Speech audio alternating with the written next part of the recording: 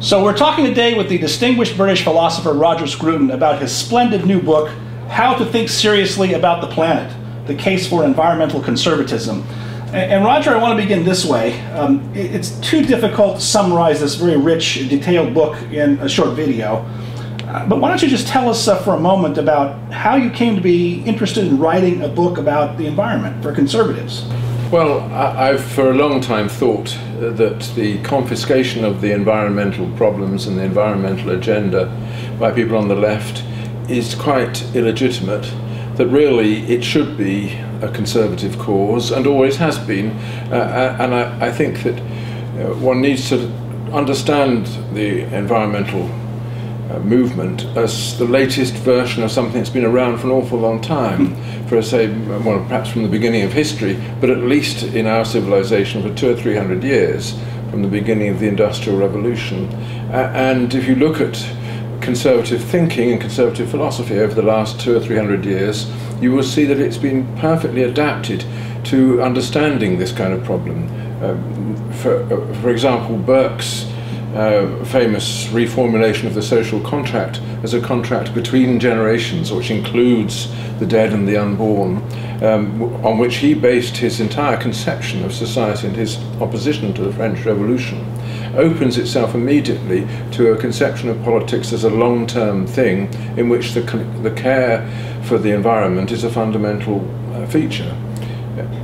So, in other words, we see another application of Burke's splendid phrase about little platoons.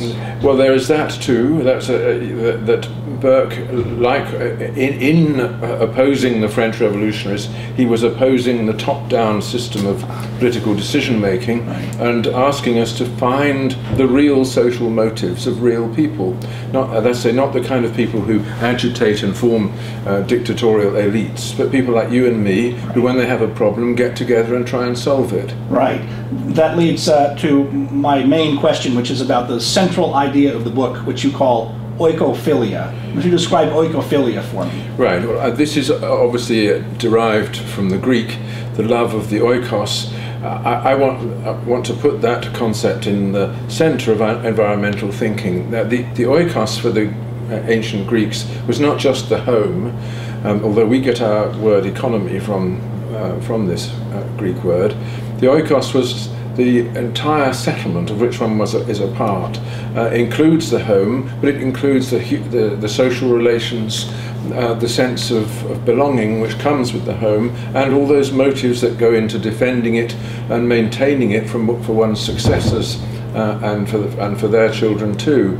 So I wanted to put this motive back in the center of the environmental agenda, because it seems to me that it is the primary motive from which people do things and make sacrifices for the sake of the common good, and also for the sake of the enduring environment of which they're trustees. Right.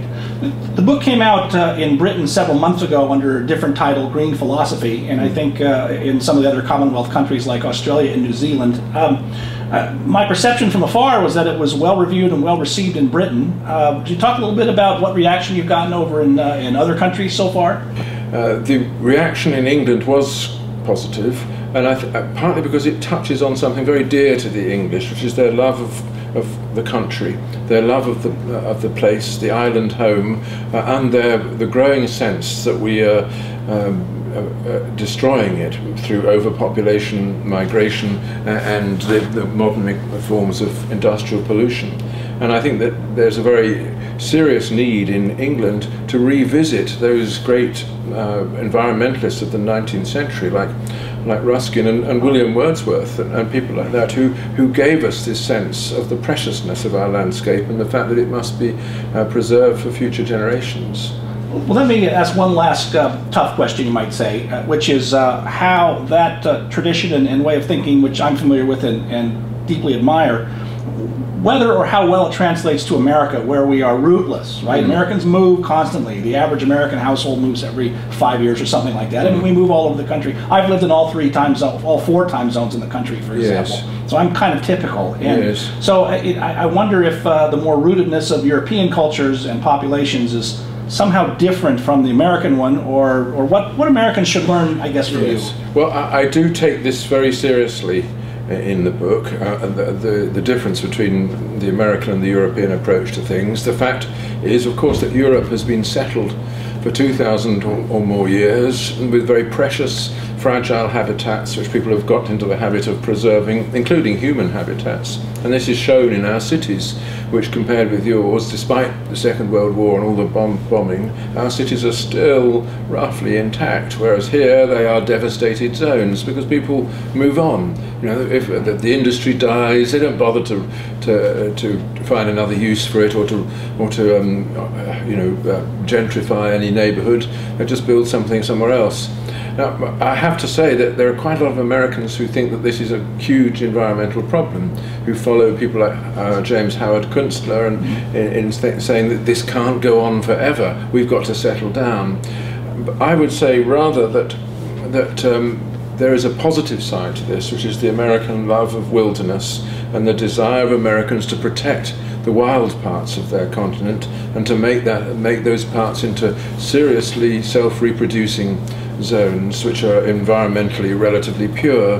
The downside is, of course, the degradation of the urban settlement. But I think, well, I hope anyway, that despite your mobility, you are getting into the habit of thinking of cities as actually nice places to live if only we attended to them. Right. Well, Roger, thanks very much for spending a few minutes with me. Congratulations on this book, and I hope it's just the beginning of a long conversation of a way that you brought to the issue that is quite new and original and fresh. Thanks very much. Thank you very much.